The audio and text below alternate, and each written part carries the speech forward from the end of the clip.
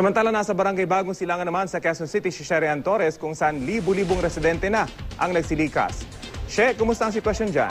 Yes, Rafi, alam mo, as of 11:20, ang individual o number of individual bagong dito sa Barangay Bagong Silangan pumapalo na 2,012. Ang bilang ito, Rafi, kung ihahabig natin sa kapatid, nasa 1,374 na. Galing sila sa Clemencia Bell, Mapayapa, Jubilo 1 and 2, Comia, Greenland, Extension, Westila, Kalima, Area 5, Opurok 5, Humana, Calabro, at Islam Bato. Ang common denominator nila dito, Rafi, ay lahat sila sa Tagigilo o kaya sa side na Matika, sabi ni Barangay Bagong Silangan.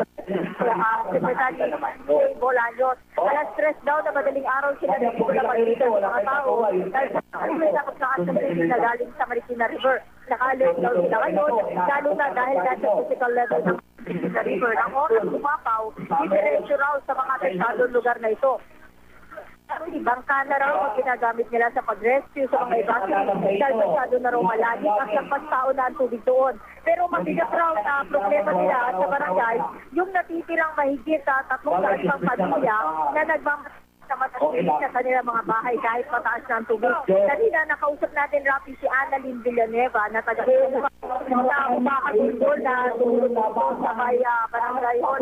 Nawawala raw kasi yung kanyang nanay at magpapanganak na mga kapila na kanila sa tulog. At sabi ni Annalyn, kanya kanina umaga ang kanyang nanay at pamangkin.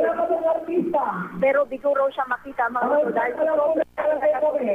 Dahil mo siya nagmamanakayon dahil may nagbalita raw sa kanya na may isang batang babae na isinakot sa mga nawala ng buhay. Sa ngayon, Rafi, tuloy ang pagdating na ma-evacuate ito. Samantala, nananawagan si Bolaños sa Kanal. Nasa raw, patayin na ang supply ng kuryente sa mga nabanggit na lugar dahil natatakot daw sila na kapag nagre-rescue, meron pa rin supply ng kuryente roon. Rafi, maliban dito sa barangay hall, nakikiusap na kayo ng mga tao dahil meron daw mga umahalo dito na mga hindi naman talaga evacuate. Pero,